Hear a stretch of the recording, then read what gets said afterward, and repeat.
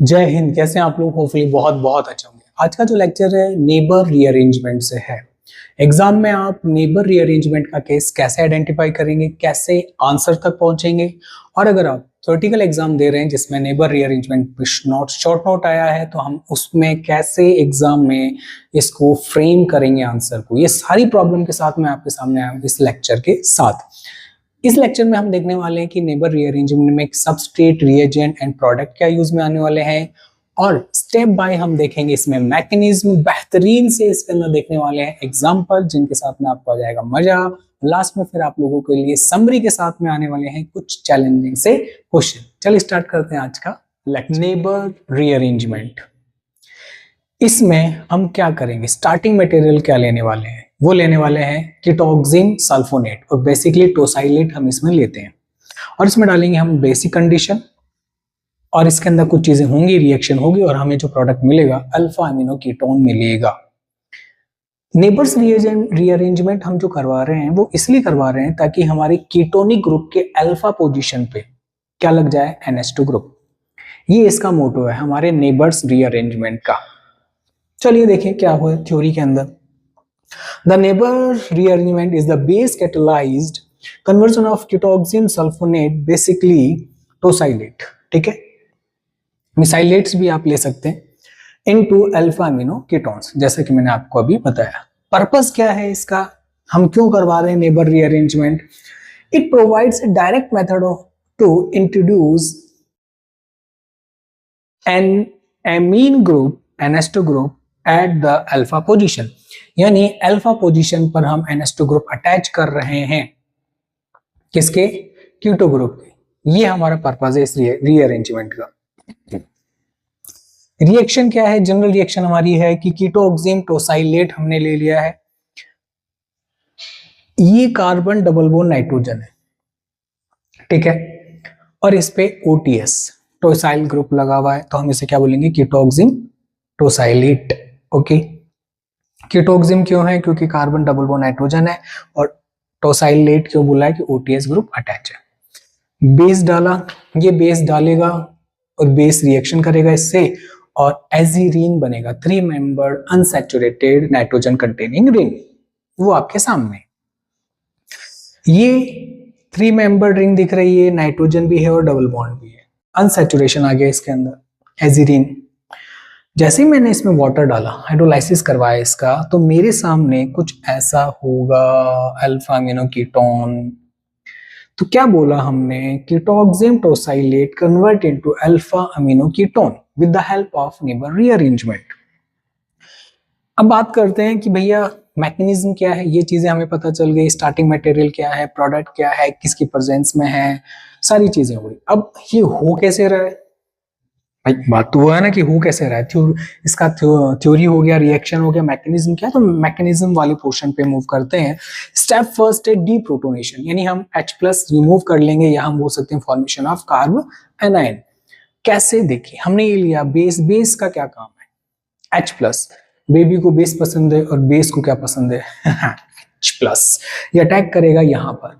अब आप सोच रहे होंगे कि H+ जो रिमूव होगा वो कहाँ से रिमूव होगा, वो रिमूव होगा ये कीटोक्सिम के जस्ट पास वाले कार्बन पे, अल्फा कार्बन पे, ये रहा, यहाँ से H+ रिमूव होगा, क्यों, क्योंकि इलेक्ट्रॉन विड्रॉइंग ग्रुप पे इलेक्ट्रॉन लेगा, इसलिए ये इलेक्ट्रॉनिकली डेफिशिएंट हो जाएगा, तो ये इस पे अटैच हाइड्रोजन क्या हो गया, एसिडिक हाइड्रोजन। तो ये लीजिए, ये बेस आया, H+ ले लिया, तो ये एसिड के जैसे बिहेव करेगा, बेस के जैसे बिहेव करेगा, एसिड बेस रिएक्शन हो गई, यहाँ से यहाँ पे नेगेटिव चार्ज आ जाएगा, नेगेटिव चार्ज। ये जो नेगेटिव चार्ज है कार्बन पे प्रेजेंट है, इसलिए से बोलते हैं कार्ब एनायन। बात समझ में आ गई।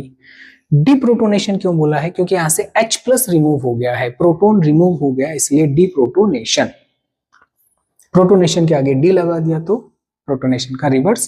प्रोटोनेशन क्या होता है, H+ अगर मैं देता तो प्रोटोनेशन, और H+ निकाल रहा हूं तो क्या है, deprotonation. Got it, reversible reaction है, ये हमने देख लिया है। स्टेप नंबर 2 हमें क्या बोल रहा है, इंट्रामोलिकुलर। देखिए intramolecular, with in the molecule, intramolecular displacement, ये जिसे रिंग क्लोजर भी बोल सकते हैं या रिंग फॉर्मेशन भी आप बोल सकते हैं।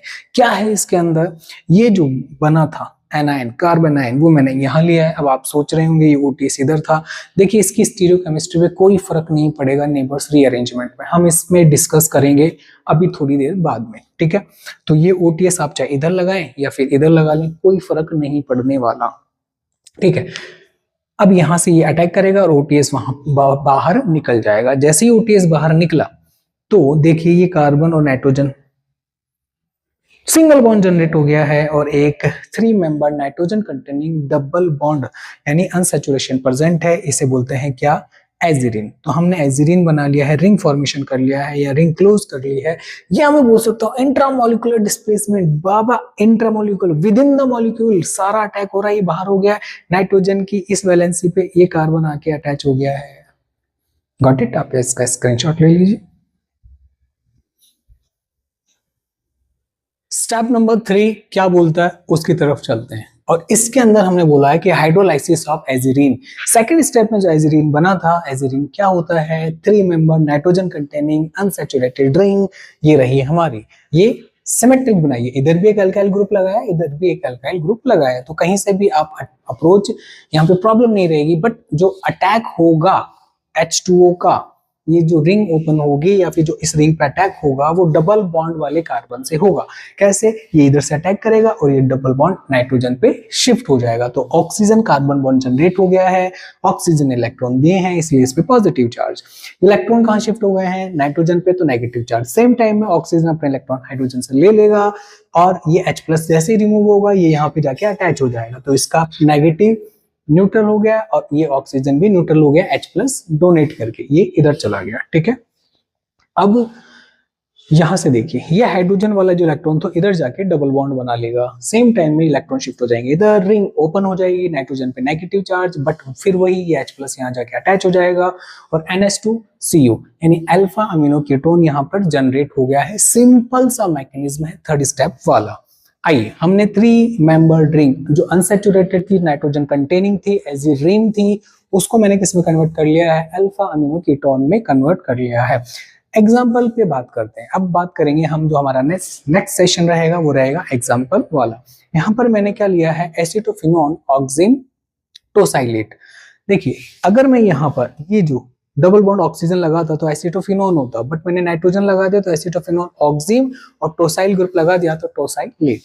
यहाँ पर मैंने बेस डाला है, बेस क्या करेगा आपको ऑब्वियसली बात पता है, H+ ले लेगा, H+ यहाँ से लेगा, अटैक करेगा, एजिरीन बनेगी, फिर H2O डालेंगे हम इसके अंदर, ये एजिरीन बन गई, फिर H2 डालेंगे, H2 डालेंगे तो ये अब प्रोडक्ट बन जाएगा। मैं आपको डायरेक्ट प्रोडक्ट बनाना सिखाता हूँ। जिस कार्बन से नाइट्रोजन डबल बॉन्ड से अटैच है उसी कार्बन से डबल बॉन्ड से कौन आएगा, O ग्रुप, यानी नाइट्रोजन हटाएं, ऑक्सीजन लगाएं और इसके जस्ट नियर बाय वाले कार्बन जहां से H+ जा रहा है वहां पर NH2 ग्रुप लगा दें। दैट्स इट, डायरेक्ट प्रोडक्ट पाएंगे हम।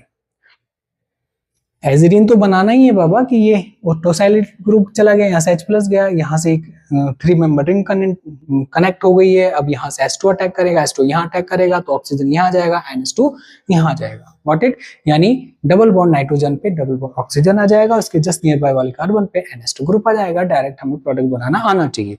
सेकंड स्टेप की बात करते हैं कि सेकंड स्टेप के अंदर हमारा टोसाइल ग्रुप है ऑक्सिन टोसाइलेट, इसके अंदर मैंने डाल दिया है बेस, इसके अंदर मैंने डाल दिया है H2H+। एक स्टेप के अंदर प्रोडक्ट बनाएंगे और प्रोडक्ट हमारे सामने है। सामने कैसे, मैंने क्या बता रखा है, कार्बन डबल बॉन्ड नाइट्रोजन किस में कन्वर्ट हो जाएगा, कार्बन डबल बॉन्ड ऑक्सीजन के अंदर, और ये CH इस पे आके अटैच हो जाएगा NH2 ग्रुप। गॉट इट, ये बन गया हमारा प्रोडक्ट। अब ध्यान रखें यहां पर सबसे इंपॉर्टेंट चीज क्या है कि हमारा ये जो ग्रुप है, और एक बार मैंने इसको ऐसे बनाया, यानी ओटीएस का स्टीरियोकेमिस्ट्री डिपेंड नहीं करेगा प्रोडक्ट क्या बनेगा। बहुत इंपॉर्टेंट चीज बता रहा हूं। बेकमैन्स रिएजेंट में आपको ध्यान में रखना पड़ेगा कि भाई जो लिविंग ग्रुप है उसका स्टीरियोकेमिस्ट्री क्या है, उसका एंटी पैरेलल वाला बॉन्ड ब्रेक होता है ये वो, बट यहाँ पे ऐसा कुछ नहीं है। ओटीएस चाहे ऐसे लगाइए चाहे ऐसे बनाइए, इसकी स्टीरियोकेमिस्ट्री कुछ भी रखिए, प्रोडक्ट हमारा यही बनेगा, एक ही प्रोडक्ट बनेगा, वो है ये आपके सामने।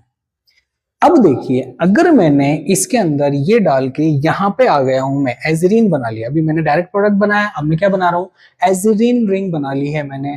और इस एजिरीन रिंग के अंदर अगर मैंने एक बार लिथियम एल्यूमिनियम हाइड्राइड डाला तो क्या बनेगा, तो ये जो डबल बॉन्ड है वो किस में कन्वर्ट हो जाएगा, सिंगल बॉन्ड के अंदर, और इस कार्बन और नाइट्रोजन पे एक एक हाइड्रोजन आ जाएगा। क्यों, कमेंट बॉक्स में मुझे बताइए कि यहाँ पर लिथियम एल्यूमिनियम हाइड्राइड क्या फंक्शन कर रहा है।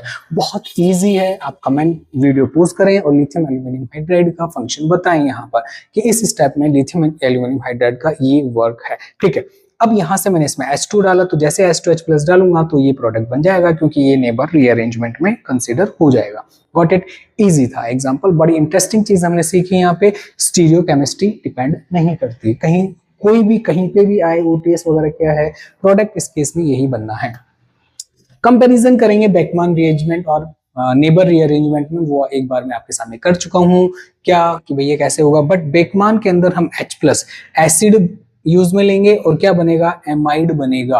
बेकमान रीअरेंजमेंट जब हम कराएंगे तो हम क्या यूज में लेंगे, H+ यूज में लेंगे, यानी एसिड यूज में लेंगे वहां पर, और क्या बनेगा, एमाइड्स बनेगा। बट नेबर रीअरेंजमेंट में क्या यूज में ले रहे हैं, बेस यूज में ले रहे हैं, बेस यूज में ले रहे हैं, और क्या बन रहा है, अल्फा अमीनो कीटोन्स बन रहा है। ठीक है, आप इसका स्क्रीनशॉट एक बार ले लीजिए। अब हम चलेंगे समरी की तरफ, और सबसे पहले हम देखेंगे कि हमने क्या क्या चीजें यूज में ली हैं इस रीअरेंजमेंट। सबसे पहले सबस्ट्रेट क्या है, कीटोक्सिम सल्फोनेट हम यूज में लेते हैं, और बेसिकली हम क्या लेते हैं, टोसाइलेट या मिसाइलेट यूज में लेते हैं। ठीक है, रिएजेंट क्या है हमारा, रिएजेंट है base followed by the water. Okay, ये हम इसमें वाटर भी लास्ट में डालते हैं, ये हमारा रिएजेंट हो गया। इंटरमीडिएट क्या है, 1 एजिरीन हमारा बनता है 3 member unsaturated nitrogen containing ring. And mechanism type क्या होगा, इंटरमॉलिक्यूलर न्यूक्लियोफिलिक सब्स्टिट्यूशन रिएक्शन रहने वही है हमारी, इसके अंदर हमने मैकेनिज्म देखा है। Selectivity is based on acidity of alpha protons, in alpha proton की जो एसिडिटी है उस पर सेलेक्टिविटी डिपेंड करती है। चलिए, अब ये तो था हमारा पूरा नेबर रीअरेंजमेंट, बट बात करते हैं कि हम इससे क्या सीख सकते हैं, और फाइनल टचअप इस क्वेश्चन के साथ में आप लोगों के लिए चैलेंजिंग सा क्वेश्चन है। चैलेंज क्या है देखते हैं, why must we convert a oxime to a tosylate first? Why cannot we just use the oxime directly with a base? कि हम डायरेक्टली क्यों यूज में नहीं ले रहे हैं OH को, हमें क्यों जरूरत पड़ रही है टोसाइल ग्रुप में कन्वर्ट करने की। ठीक है, तो ये आपको कमेंट बॉक्स में इसका आंसर करना है। हिंट मैं आपको बता देता हूं, ये भी एक क्वेश्चन ही है, is OH a good leaving group, क्या OH एक अच्छा लिविंग ग्रुप है। ठीक है, ये इसका आंसर है, इसमें हिडन है। ठीक है, चलिए कमेंट बॉक्स में कमेंट कीजिएगा कि इसका आंसर क्या होने वाला है। अब थोड़ी सी बातें कर लेते हैं कि देखिए, आपका जो भी टारगेट है आप उसके पीछे अपना गोल बनाइए, और अपने गोल्स को कॉपी में लिखिए कि मेरा गोल है कि अगले 6 मंथ में मैं ये एग्जाम जो आप प्रिपरेशन कर रहे हैं, जिस भी एग्जाम की, नीट हो सकता है, IIT हो सकता है, नेट हो सकता है, आपका MSc हो सकता है, BSc हो सकता है, ग्रेजुएशन हो सकता है, पोस्ट ग्रेजुएशन हो सकता है, या कोई भी कॉम्पिटिटिव एग्जाम जिसमें ये चीजें आ रही हैं, आप अपना गोल लिखें कि मैं नेक्स्ट 6 मंथ या नेक्स्ट 2 मंथ या नेक्स्ट 1 ईयर के अंदर मुझे ये करना है, मुझे अचीव करना है, और उसके लिए लग जाइए। क्योंकि कहते हैं कि वाइब्रेशन यूनिवर्स के अंदर आप जब लिखते हैं तो और ज्यादा स्ट्रांग हो जाती है। लॉ ऑफ अट्रैक्शन वाली बातें हैं ये, जो आपको हेल्प करेगी। मॉर्निंग में जल्दी उठिए, क्योंकि देखिए उस टाइम डिस्टर्ब करने वाला कोई नहीं है, आस पड़ोसी में या फिर व्हीकल्स की आवाज, सब सो रहे होते हैं। सुबह उठिए 4 बजे, 4 AM 3:30 AM, और अपना स्टार्ट कर दीजिए स्टडी करना। ध्यान रखिए, जब पूरी दुनिया सो रही होगी आप पढ़ रहे होंगे। नाइट में प्रॉपर नींद स्लीप लेनी है, 9 बजे सो जाइए, 8:30 8:30 पे आप जा सकते हैं बेड पे, सो जाइए बहुत अच्छे से। 6.5 आवर्स की स्लीप आई थिंक सफिशिएंट है, आप वो लीजिए। उसके बाद में 3:30 या 4 AM आप अपना शेड्यूल स्टार्ट कीजिए। और ध्यान रखिए कि जब आप 7-8 बज चुके होंगे तो आप देखिए, अगर आप 4 AM भी आप स्टडी करना स्टार्ट करते हैं तो 5 6 7 8 4 आवर्स आप दुनिया से पहले ही आ गए। अब पूरा दिन आपके पास अभी भी है, 4 आवर्स स्टडी कर चुके हैं सेल्फ। ठीक है, आप ऐसा ट्राई कीजिए, लिटरली बता रहा हूँ, आपको कोई पकड़ना तो दूर, आपके बारे में बनना भी नहीं सोच पाएगा। और साथ में कोई एक ऐसी हॉबी है आपकी कि आपको लगता है कि मुझे ये करता हूँ तो मुझे अच्छा लगता है, मुझे थोड़ा सा रिलैक्स फील होता है, तो वो आप 1 आवर या 30 मिनट्स एटलीस्ट 24 आवर्स में एक बार उसको दीजिए। इससे आपका माइंड फ्रेश होगा, आपकी एफिशिएंसी बढ़ेगी, आप फ्रेश रहेंगे, और आप जो चीजें कर रहे हैं, जो भी आपका टारगेट है, उसके अंदर आपकी हेल्प मिलेगी बहुत ज्यादा। ठीक है, कोई भी प्रॉब्लम हो कमेंट बॉक्स में आप कमेंट ड्रॉप कर सकते हैं। मैं अपने वर्ड्स के थ्रू कोशिश करूंगा आपको हील करने की और डायरेक्शन देने की कि आपको क्या करना चाहिए। और अपने दोस्तों के साथ में शेयर कीजिए अगर आपको चीज़ें अच्छी लग रही हैं, कंटेंट पसंद आ रहा है कि हाँ मैकेनिज्म या ऑर्गेनिक आपको समझ में आ रही है। कमेंट कीजिए आपका नाम और किस शहर से हैं आप, मुझे अच्छा लगता है देख के, और कमेंट का रिप्लाई भी मैं करता ही रहता हूँ। और ऐसे ही कई सारे और रिएक्शन हैं। नई सीरीज जो है वो बहुत जल्दी ला रहा हूँ मैं बायोकेमिस्ट्री के अंदर, जिसमें हम लिपिड से स्टार्ट करने वाले हैं। कार्बोहाइड्रेट प्रोटीन हमने देख लिया है, लिपिड्स के बारे में थोड़ा सा बात करेंगे। ठीक है, तब और इंतजार कीजिए तब तक, और तब तक के लिए हंसते रहिए, मुस्कुराते रहिए। जय हिंद।